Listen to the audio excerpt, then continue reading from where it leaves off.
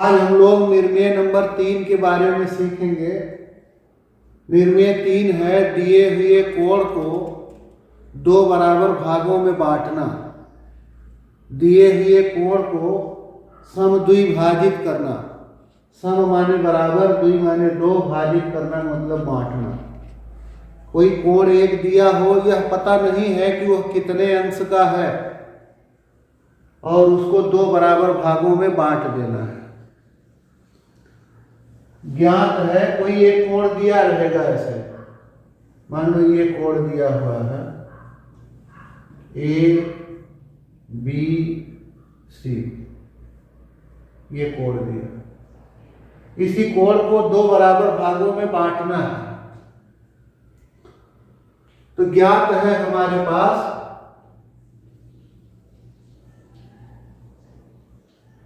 कोण A B C. रचना करनी है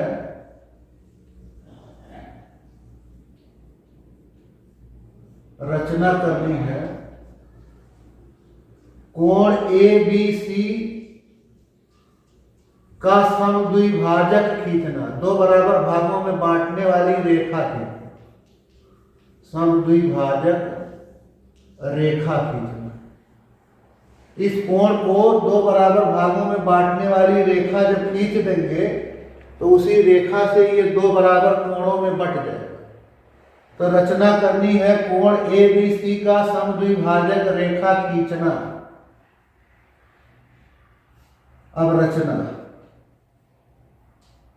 पहले सीख लीजिए कि कैसे रचना करते हैं। जैसे जैसे करते जाते हैं वैसे यहां लिख देते। तो सर्वप्रथम हम अपने प्रकार में कोई भी दूरी ले लेंगे। कम दूरी लीजिए या अधिक दूरी, कोई भी दूरी लेकर, कोई भी त्रिज्या लेकर प्रकार की नोक को यहाँ पर रख के पेंसिल से हम ऐसे चाप लगाते हैं। प्रकार की नोक को यहाँ रखा, ऐसे चाप लगा। ये छोटा सा लगा दीजिए, चाहे ये दूर लगा दीजिए, चाहे जहाँ। तो सर्वप्रथम कोण ए बी सी के बिंदु बी को केंद्र मानकर, सेंटर मानकर प्रकार में कोई भी त्रिज्या लेकर एक चाप लगा देते हैं। मान लीजिए कि यह चाप रेखा ए बी को ई पर काटता है और वही चाप इस रेखा बी सी को यह पर काटता है। अब हम फिर से उतनी ही त्रिज्या लिए रहे। दो विकल्प है अपने पास, चाहे तो जो त्रिज्या यहाँ प्रकार में लिए थे वही लिए रहे, अथवा ये ई और एफ के आधे से कुछ ज्यादा की त्रिज्या ले लें। किसी एक काम को करना है, चाहे वही त्रिज्या लिए रहना है, चाहे प्रकार को यहाँ रखिए एफ पर या ई पर, और ई से एफ तक की जो डिस्टेंस है उसके आधे से अधिक की त्रिज्या लेकर के ई को केंद्र मानकर, यानी अब प्रकार की नोक को ई पर रखें और ऐसे एक चाप लगा दें। प्रकार की नोक को ई पर रखकर एक चाप लगा। अब उतनी ही त्रिज्या जो पहले वाली त्रिज्या थे वही लिए हैं, तो वही EF के आधे से अधिक की त्रिज्या लिए हैं, तो वही माने जो त्रिज्या यहाँ के समय लिए थे ई पर रखकर चाप लगाते समय, उतनी ही त्रिज्या लेकर इस F को केंद्र मानकर प्रकार की नोक को F पर रखकर पुनः एक चाप लगाएं। ये दोनों चाप मान लीजिए बिंदु M पर काटते हैं। अब इसी B और M को सीध में करके मिला देते हैं। अगर ये रेखा यहाँ D है, ये रेखा BD है, यही BD इस कोण की समद्विभाजक रेखा है। और यह जो कोण था कोण ABC, दो बराबर के कोण ABD, ये ऊपर वाला कोण, तथा कोण CBD, दो बराबर माप के कोणों में बट जाता है। अब यही जो क्रिया किए हैं वही यहाँ रचना में लिखना है। क्या किए हैं? सर्वप्रथम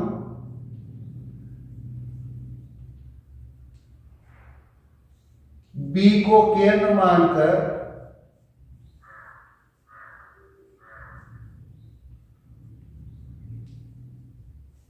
किसी भी त्रिज्या का,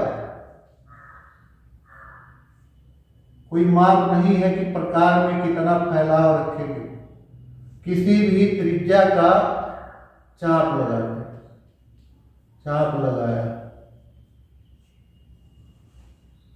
यह चाप, जो चाप लगाएंगे, यह चाप रेखाखंड AB को, रेखाखंड AB को, इसको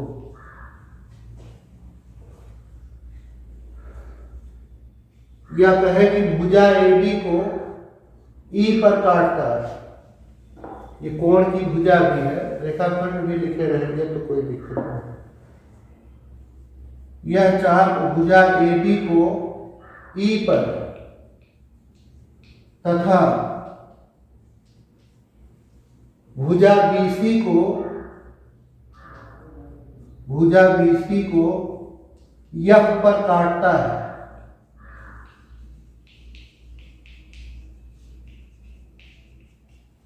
अब उतनी ही त्रिज्या लेकर, जितना यहां लिए थे उतनी ही त्रिज्या लेकर, अथवा चाहे उतने लिए रहे, चाहे EF के आधे से अधिक माप की त्रिज्या लेकर, आधे से अधिक माप की त्रिज्या लेकर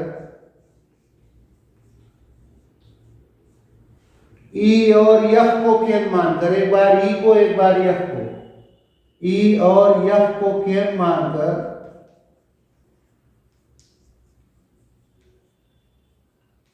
बारी बारी से चाप लगाया।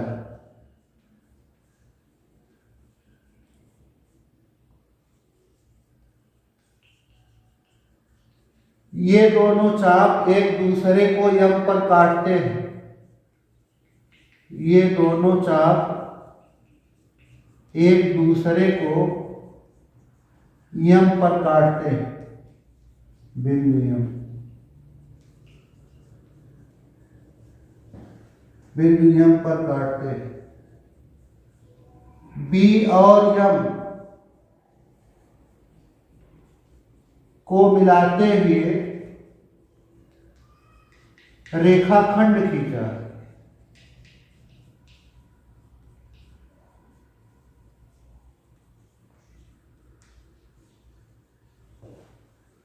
इस प्रकार प्राप्त रेखाखंड, इस प्रकार प्राप्त रेखाखंड, ये बी या BD, इस प्रकार प्राप्त रेखाखंड BD कोण ABC का समद्विभाजक है। यही हो गया रेखाखंड समद्विभाजक। इस प्रकार ये दो बराबर भागों में बट जाता है और वही उसका समद्विभाजक है। इस निर्णय के आधार पर हम छोटे से छोटे कोण को बना सकते हैं। जैसे मान लीजिए कि हमें 7.5 अंश का कोण बनाना है, तो हम सबसे पहले 60 अंश का कोण बना दें। 60 अंश के कोण को इसी तरह से दो बराबर भागों में बांट दें, तो दोनों के दोनों कोण 30-30 अंश के हो जाएं। अब दोनों कोण जो 30 अंश के हो गए, उनमें से किसी एक को फिर दो बराबर भागों में बांट दें, तो 30 अंश का कोण 15-15 अंश के दो बराबर भागों में बट जाए। फिर इनमें से जो कोण एक 15 अंश का बना, उसको फिर दो बराबर भागों में बांट दें, तो फिर से हमें 7.5 अंश के दो कोण मिल जाएंगे। तो इस प्रकार हम पठनी प्रकार की सहायता से छोटा कोण भी बना सकते हैं, ज्यादा से नहीं। जैसे ज्यादा से तो बना ही लेंगे 7.5, लेकिन हम लोग पठनी प्रकार की सहायता से भी इस प्रकार छोटे से छोटा कोण बनाते हैं। ये क्या करें, एक रेखाखंड है, अगर इसके बिंदु A पर A को केंद्र मानकर किसी भी त्रिज्या का एक चाप लगा दें। यह चाप इसको आकर के C पर काटा है। अब उतनी ही त्रिज्या लेकर के इस C को केंद्र मानकर एक चाप लगा दें। ये चाप जहां काटा, अगर ये D पर काटा तो A से D को मिलाते हुए एक रेखाखंड खींचे, तो ये जो कोण तैयार हुआ यही हो गया 60 अंश का। अब इसको आधा करना है इस कोण को, तो पहले से देखिए यहाँ एक चाप लगा हुआ, फिर से चाप लगाने की आवश्यकता नहीं है। तो ये C और D को केंद्र मानकर, एक बार C को केंद्र मानकर एक बार D को, और ये जो CD वाली दूरी है इसके आधे से अधिक, चाहे जो त्रिज्या लिए थे उतनी ही त्रिज्या लेकर एक बार C को केंद्र मानकर चाप लगा देंगे, एक बार D को केंद्र मानकर चाप। अगर ये दोनों चाप एक दूसरे को E पर काटे तो A E को मिलाते हुए एक रेखाखंड खींच दिया। अब ये निचला कोण भी हो गया 30 अंश, ये ऊपर का भी कोण हो गया 30 अंश। पहले पूरा था 60। अब इस 30 अंश के कोण को समद्विभाजित करना है, तो फिर हम क्या करेंगे, यहां से यहां तक जो चाप का हिस्सा दिख रहा है इसके आधे से अधिक दूरी ले लें, और एक बार C को केंद्र मानकर चाप लगा दें, और एक बार इसे मान लो ये F पॉइंट, तो F को केंद्र मानकर वही CF के आधे से अधिक जितना लिए थे C को केंद्र मानने पर उतनी ही त्रिज्या लेकर के F को केंद्र मानकर चाप लगा दें। तो ये दोनों चाप यहाँ अगर एक दूसरे को G बिंदु पर काटे हैं तो A से G को मिलाते हुए रेखाखंड के, तो अब ये निचला कोण हो गया 15 अंश, ये ऊपर का भी कोण हो गया 15। फिर अब इस 15 अंश के कोण को दो बराबर भागों में बांट दें, तो 7.5 अंश, 7 सही 1/2 अंश, 7 सही 1/2 अंश के दो कोण तैयार हो जाए। तो इस प्रकार किसी कोण की समद्विभाजक रेखा खींचकर पटरी प्रकार की सहायता से हम छोटे से छोटा कोण बना सकते हैं। इसी आधार पर अभ्यास 4B है। अभ्यास 4B का पहला सवाल इसी में हमने बता दिया। लिखा है, अपनी अभ्यास पुस्तिका पर एक 60 अंश का कोण बनाकर पटरी प्रकार की सहायता से उसे समद्विभाजित कीजिए, दो बराबर भागों में बांट दीजिए। तो एक कोई रेखाखंड खींच दिया, मान लीजिए PQ खींच दिया। अब P को केंद्र मानकर किसी भी त्रिज्या का एक चाप लगा दिया। ये चाप इस रेखाखंड PQ को R पर काटता है। अब R को केंद्र मानकर उतनी ही त्रिज्या लिए रहे, R को केंद्र मानकर एक बार पुनः चाप लगा। ये अगर यहाँ S पर काटता है चाप, पहले वाले चाप को, तो P और S को मिलाते हुए एक रेखाखंड खींच दिया। तो ये तैयार हो गया कोण SPQ, या यहाँ एक अक्षर लिख दे T, कोण TPQ, ये हो गया 60 अंश का। अब इसे दो बराबर भागों में विभाजित करना है। तो ये जो R और S है इसके आधे से अधिक दूरी ले ले, या जो यहां लिए थे जितनी त्रिज्या उतनी त्रिज्या ले रहे। R को केंद्र मानकर एक चाप लगा दिया, फिर उसी RS के आधे से अधिक की त्रिज्या लेकर जितना R को केंद्र मानने पर लिए थे उतनी ही त्रिज्या लेकर S को केंद्र मानकर एक चाप लगा। प्रकार की नोक, केंद्र मानने का मतलब है प्रकार की नोक को वहां रखिए और पेंसिल घुमाइए। तो ये दोनों चाप एक दूसरे को अगर ए वृत्त पर काटते हैं तो पी ए को मिलाते ही एक रेखाखंड खींचे। अगर ये रेखाखंड हो गया पी बी, तो कोण जो 60 अंश का कोण था वो 2 बराबर भागों में बंट गया। कोण बी पी क्यू, कोण बी पी टी, ये 2 बराबर भागों में। अब यही यहां लिखना है बच्चों, कैसे कैसे किए हैं उस तरह से। तो ये सर्वप्रथम रेखाखंड पी क्यू खींचा, रेखाखंड पी क्यू खींचा।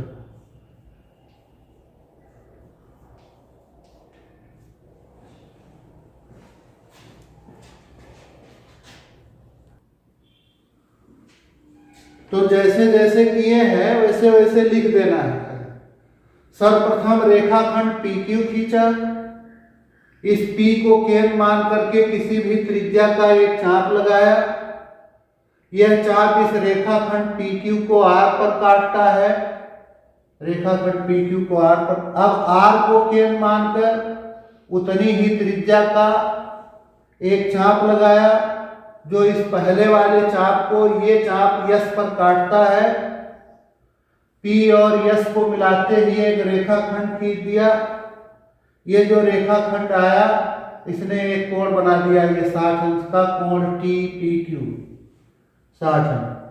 अब R और S को, एक बार R को केंद्र मानकर एक बार S को केंद्र मानकर, और इस RS के आधे से अधिक दूरी लेकर, आधे से अधिक की त्रिज्या लेकर बारी बारी से चाप लगाया।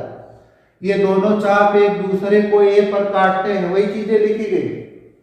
अब P और A को मिलाते ही एक रेखाखंड खींच दिया। अगर इस रेखाखंड का नाम PB है तो PB ही 60 अंश के कोण का समद्विभाजक है, 2 बराबर भागों में बट गया है। इसमें हमने पटरी प्रकार की सहायता से 2 रचनाएं कर दी।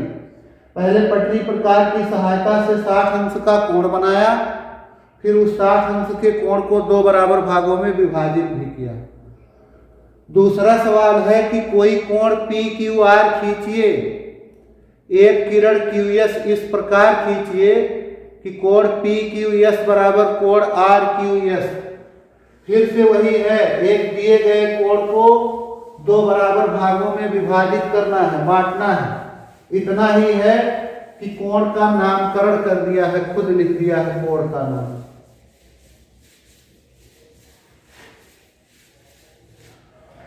कह रहे हैं कि कोई भी एक कोण पी क्यू आर खींच दीजिए, ऐसे पी क्यू आर। अब इस कोण पी क्यू आर में एक किरण खींचनी है क्यू एस। ये क्यू एस इस प्रकार रहे कि एक कोण बन जाए पी क्यू एस, एक बन जाए आर क्यू एस, और दोनों बराबर रहे। तो वही है इस कोण को 2 बराबर भागों में विभाजित करने वाला। वैसे हम लोग को जो कोण बनाना चाहिए वो किरणों की सहायता से बनाना चाहिए। आप जानते हैं 3 होते हैं। एक होता है रेखा जिसमें दोनों ओर तीर का निशान होता है, एक होता है रेखाखंड जिसमें किसी भी तरफ रेखा तीर का निशान नहीं होता, और एक होता है किरण जिसमें एक तरफ ही तीर का निशान। तो कोण हमेशा 2 किरणों के बीच है। तो हम Q को केंद्र मानकर किसी भी त्रिज्या का एक चाप लगा दें।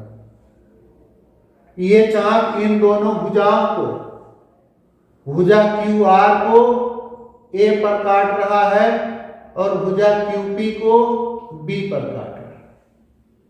अब उतनी ही त्रिज्या लेकर जो लिए थे पहले, या इस AB के आधे से अधिक की त्रिज्या ले लें और बारी बारी से, माने एक बार A को केंद्र मानकर चाप लगा देंगे, एक बार B को केंद्र मान करके चाप लगा देंगे। ये दोनों चाप अगर एक दूसरे को T पर काटते हैं, C पर काटते हैं ये दोनों, तो Q और C को मिलाते ही एक रेखाखंड खींच दें। यही रेखाखंड हो गया QT। अब ये दिया गया जो कोण था, कोण पी क्यू आर, 2 बराबर भागों में बट गया। एक हो गया कोण पी क्यू टी ये ऊपर वाला, दूसरा हो गया कोण आर क्यू टी नीचे वाला, इस तरह। तो इसमें आपको लिखना है खाली कि ये कोण पी क्यू आर, कोण पी क्यू आर बनाया। क्यू को केंद्र मानकर किसी भी त्रिज्या का, क्यू को केंद्र मानकर किसी भी त्रिज्या का चाप लगाया।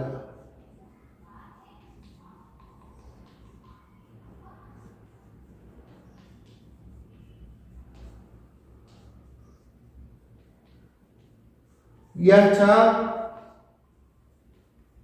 भुजा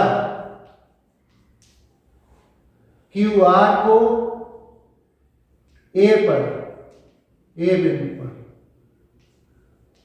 तथा भुजा पी क्यू को बिंदु बी पर काटता है।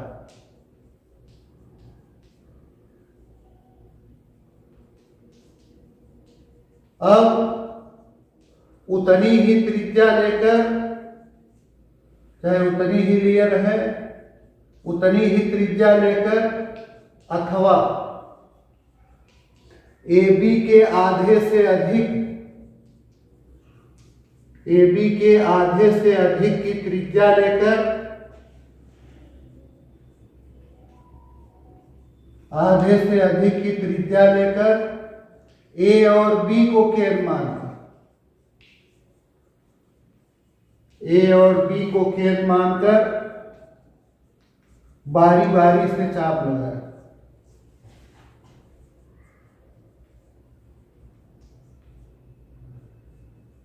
दोनों चाप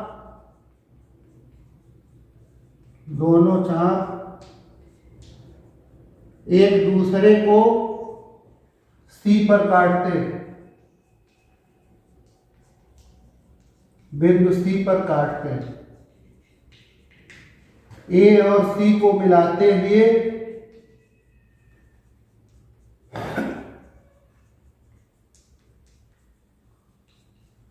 रेखाखंड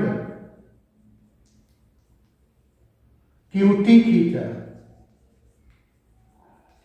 ये QT जो है ये दो बराबर भागों में बांट देगा इसका, कोण PQT बराबर हो गया कोण RQT।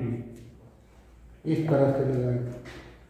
3 सवाल और भी हैं, इसको आप करिएगा या फिर अगले वीडियो